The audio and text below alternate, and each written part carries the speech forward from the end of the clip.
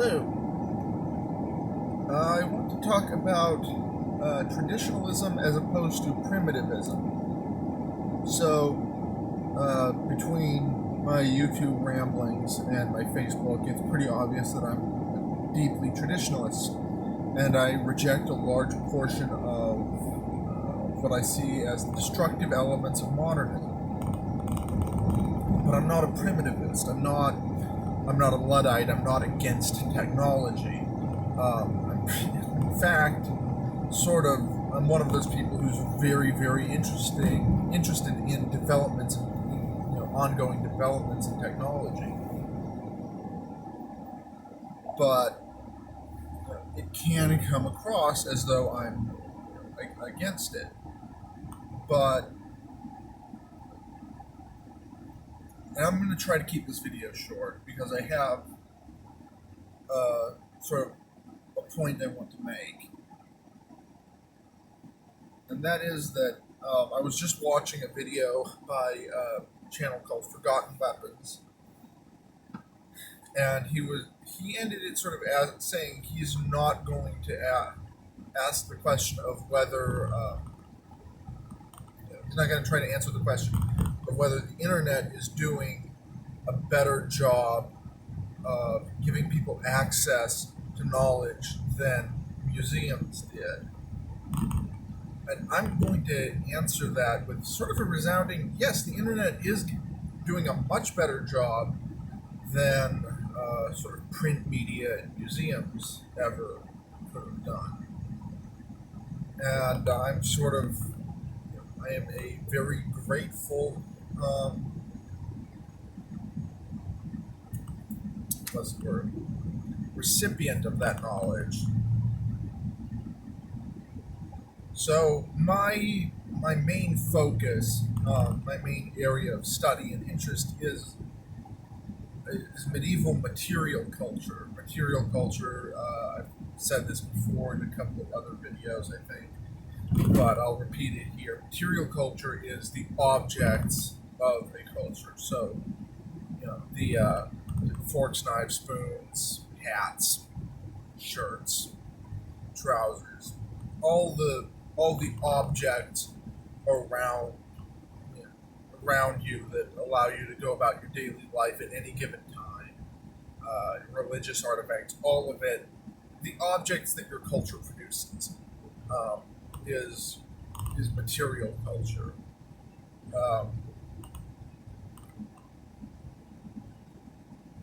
And my interest is in medieval material culture, specifically in the sort of band between 1200 and 1450.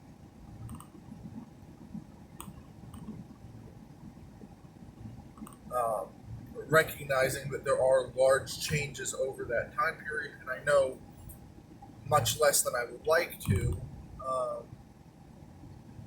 The fact that I know anything, or as much as I do, or even anything at all, is due largely to my being able to access internet archives, to be able to directly contact specialists in this field. If I want to know about swords of a particular time period, not only do I have to find out that Ewart Oakeshott exists without ever being exposed to his work previously.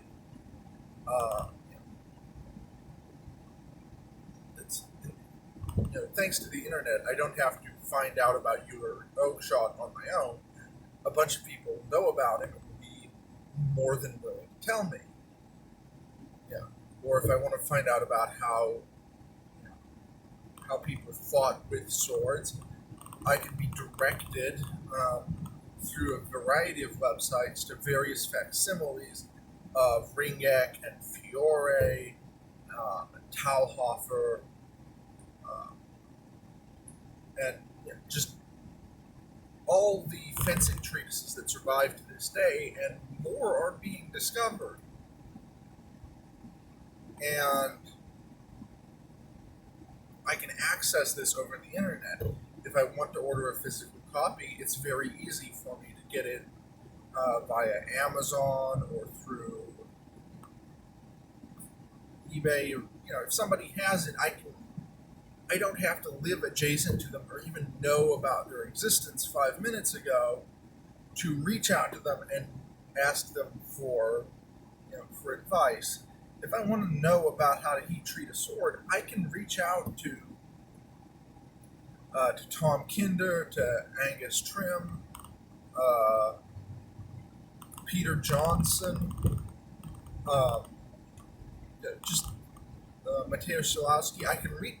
These are people who don't live in the same country as me. You know, they live. Some of them are Americans. Peter Johnson is Swedish. Uh,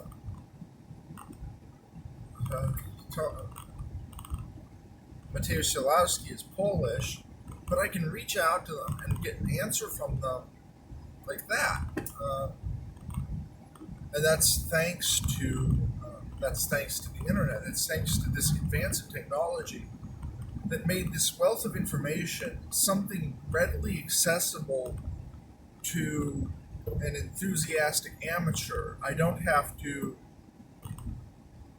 have gone to school specifically to study this in order to have access to this knowledge.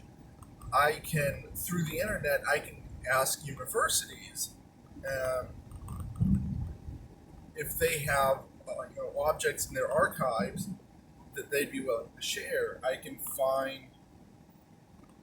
find postings of museums that aren't in my country, and then go and look and see what they have. So overall, I think that, at least for people like me, the internet is a really, really good thing. It does a lot of good in allowing us access to this information. It does more good than physical museums did. Because while I might know that the Metropolitan Museum of Art exists, I can't go there. I live in Ohio and on a relatively tight budget. There's no gap in my schedule that says take a trip to New York.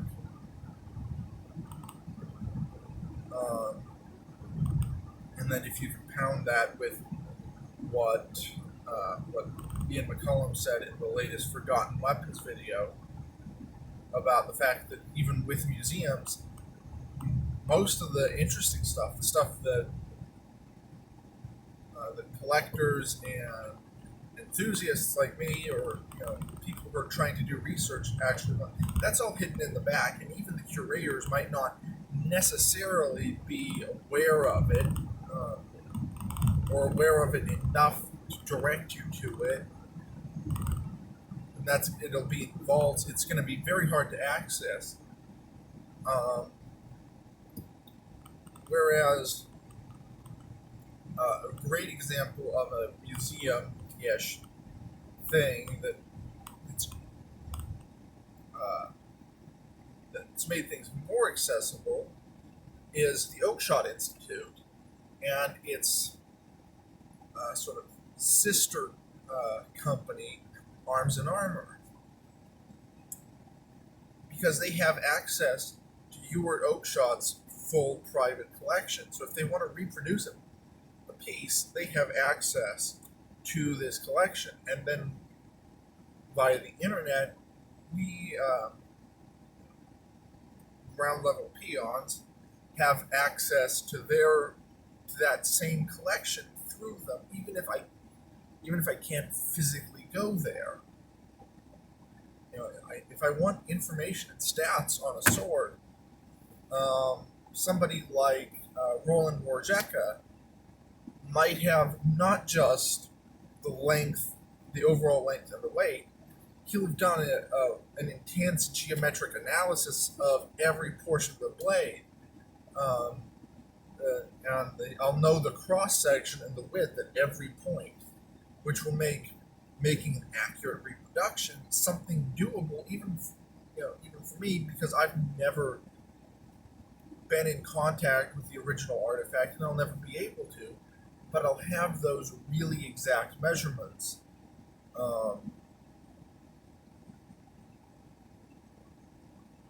And so, like, the value of this technology that allows this level of communication can't be overstated.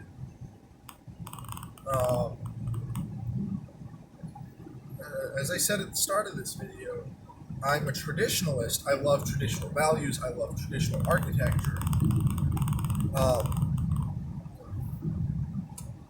And art and ideals. But technology is something that I'm very keen to see advance and to continue to advance. I want to see where technology goes. I'm not against it in any way. Hell, I'm a proponent of nuclear energy, so take that for what it's worth. I think nuclear is, in many respects, a better power source than anything else we've got going, aside from some places which are going to have really, really cheap, easy access to geothermal or hydroelectric power. In which case, those are obviously going to be the go-to. But technology is a good thing, and I want to see more of it. I also think that people need to get smarter in how they interact with it. Well, kind of rambly. I did have an actual focus, though, so hopefully this was understandable. Thanks for watching if you did, and have a good day. Happy New Year and Merry Christmas, because, as we all know, Christmas is on the 7th of January. Yeah, I hope we all know that. I'll explain that on the 7th. Happy New Year, Merry Christmas. Bye.